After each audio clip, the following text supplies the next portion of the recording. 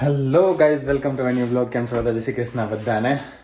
બસ આવ્યો જ છું રેસ્ટોરન્ટેથી. વાગ્યા હે કેટલા જોઈ લ્યો તમે જ તે 12 વાગ્યા હે. આવ્યો 5 મિનિટ બેઠો તો બેડ ઉપર, પછી નાવા ગયો અને હવે રસોડામાં હોલમાં આવ્યો હું.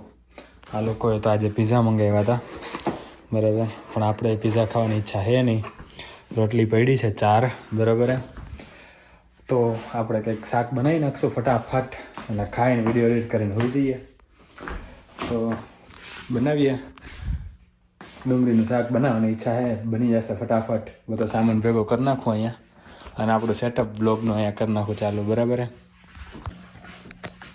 બધો સામાન ભેગો કરી લો પહેલાં, જે વસ્તુ જરૂરી છે આપણે ડુંગળીના શાકમાં. એક તો ડુંગળી કરી લો ભેગો, ભાઈ બતાવું તમને બધું. હા, તો ગાઈઝ તેલ આપણે આમાં નાખી દીધું છે, બરાબર. 2 ડુંગળી, લીમડો થોડોક, હિંગ, ધાણા જીરું ને શું કહે રાઈ જીરું ને મીઠું ને હળદર ને આપણું મસાલિયું કહી દો ફાઇનલી. અને આ છે આપણો ગાર્લિક પાવડર, એટલે કે લસણનો પાવડર. કેમ કે છે ને લસણ ફોલી અને ભાઈ કાપી અને નાખવાનો ટાઈમ નથી. અને આપણું ઘર તો છે નહીં કે લસણવાળી ચટણી તૈયારી છે, ડાયરેક્ટ ડોઈને નાખી દઈએ આમાં, એવું છે નહીં. એટલે બની જાય 5 થી 10 મિનિટમાં શાક રેડી. આપણું કરીએ ચાલુ. હાલો આપણે કેટલા વાગ્યા? 12 ને 2 થઈ છે, બરાબર છે.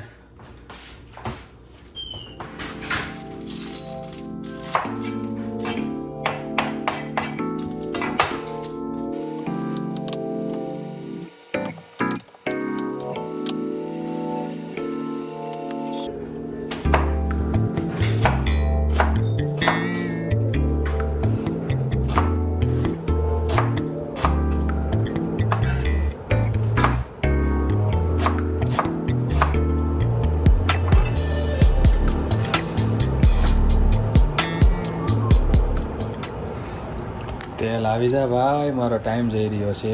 તેલ આવી જાય પણ માથે દે ને મેં ઘી નાખ્યું અને એની પહેલાં રાઈ નાખી દીધી. આવી ગયું ઓલમોસ્ટ 12 ને 6 થઈ. આપણે બધું કાપી લીધું હે, હમણાં બની જાય, વાંધો નહીં.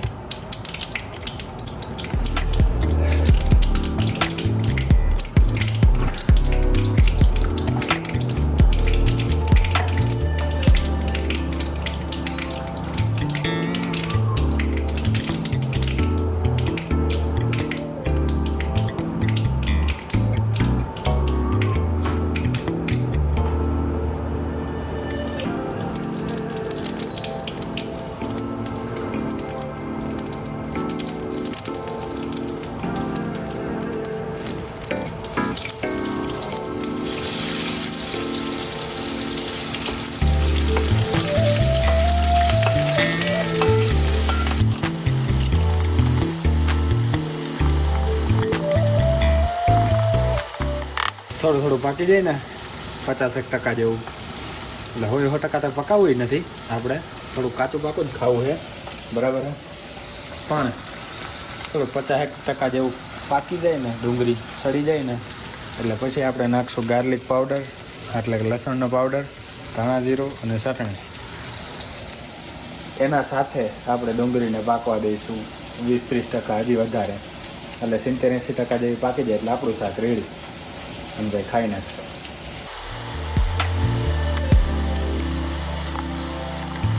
હવે આને ધીમા ગેસે પાકવા દઈએ.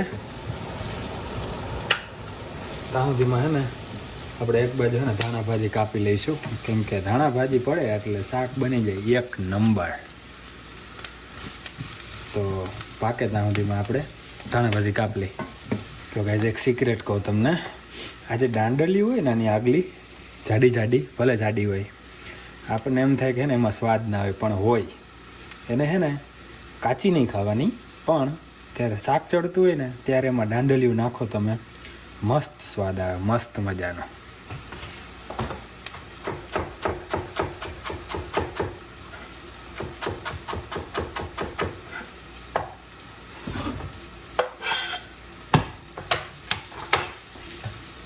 તો આગળ દાંડેલિયું જેવું હતું એ કાપીને આપણે શાક ચડે એના ભેગું નાખી દીધું છે. અને હવે પાછળનું જે પાંદડા છે એ શાક ચડી જાય પછી નાખશું આપણે. કાપીને રાખી દઈએ તો એ નહીં તે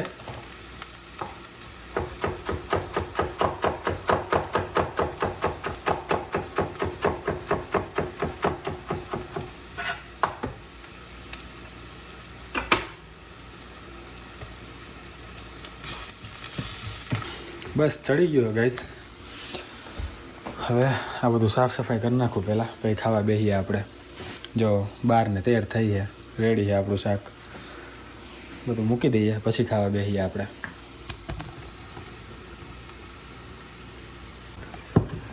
આ બધું તો સાફ થઈ ગયું છે, મસ્ત જોઈ લ્યો. પણ હે ને આ આપણે સ્ટોવ સાફ કરી નાખશું એ બી. અને આને હે ને કાઢી લઈએ પ્લેટમાં, આને ધોઈ નાખીએ. બધું સાફ સફાઈ કરીને જ આપણે ખાવા બેસશું.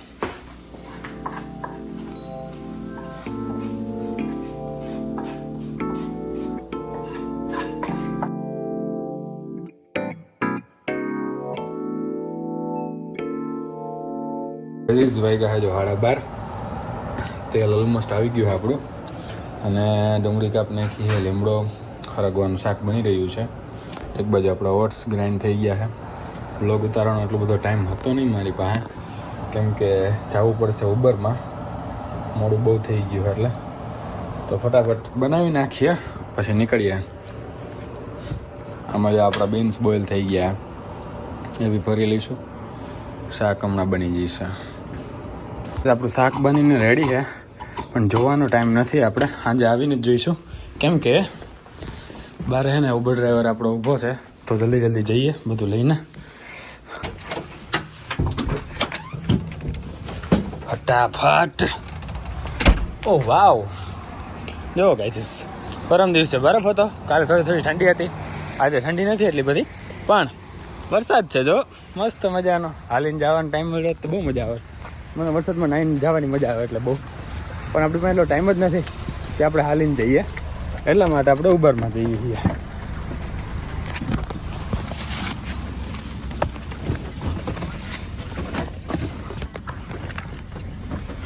Hi, how are you? Not bad, all is well. How about you? I'm good, thank you. Good for you. Yep.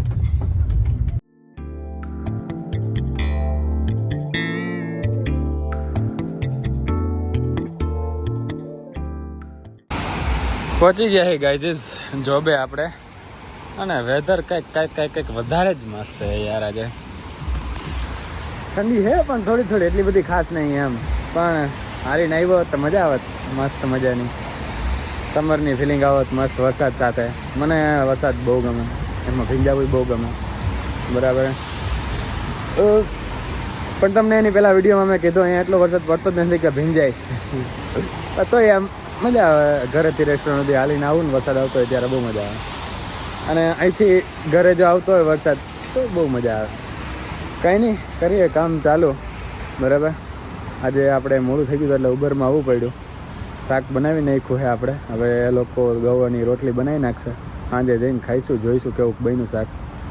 આવું શાકે મેં પહેલી વાર બનાવ્યું મારી જિંદગીમાં, ખાઈ છે પહેલી વાર, બરાબર. કેમ કે ઇન્ડિયામાં અમે ઘરે સરગવાનું શાક બનાવતા તો ભરીને જ બનાવતા. એમાં હવે મારા મમ્મી નવી રીતે બનાવવા માંડ્યા છે, પણ એ રીતે બનાવતું પણ એમનો ટાઈમ નહોતો આપણે. એમાં છે ને આપણે ભરીને શાક બનાવીને એનો લોટ બનાવીએ ને આપણે ચણાનો લોટનો, એ બનાવવાનો એટલો ટાઈમ હતો ને. એટલે પછી ફટાફટ કુકરમાં છે ને ગ્રેવી નાખીને ડુંગળી ટમેટાની અને મસાલા નાખી દીધા અને ફરગો નાખી દીધો અને 3-4 સીટી મારી દીધી. કેવું બન્યું સવાર સાંજે જઈને જોઈએ. હવે અત્યારે જઈએ આપણે અંદર. હા ગાઈઝ, ચાલો કરી લો ઉભા રહ્યો પહેલાં. અને આ જુઓ તમે, કાલનો પિઝા હજી એમનામ જ પડ્યો છે. આપણે રેસ્ટોરન્ટથી ઘરે આવી ગયા, નાહી લીધું છે અને રેડી થઈ ગયા. નાક કાપતો હતો કેમ કે લાગતું હતું વધી ગયા છે. અને ખાવું તો આપણે હરગવાનું શાક, બરાબર. જોઈ લ્યો, તમને ખબર જ છે આપણે બપોરે બનાવીને ગયા હતા, પણ કેવું બન્યું છે એ નહોતું જોયું આપણે બી અને તમે બી. તો જો મસ્ત ગ્રેવી જાડી સારી એમ. નેક્સ્ટ ટાઈમ આપણે છે ને થોડોક ટાઈમ લઈને બનાવીશું. આમાં રોટલી નેક્સ્ટ ટાઈમ લઈને બનાવીશું.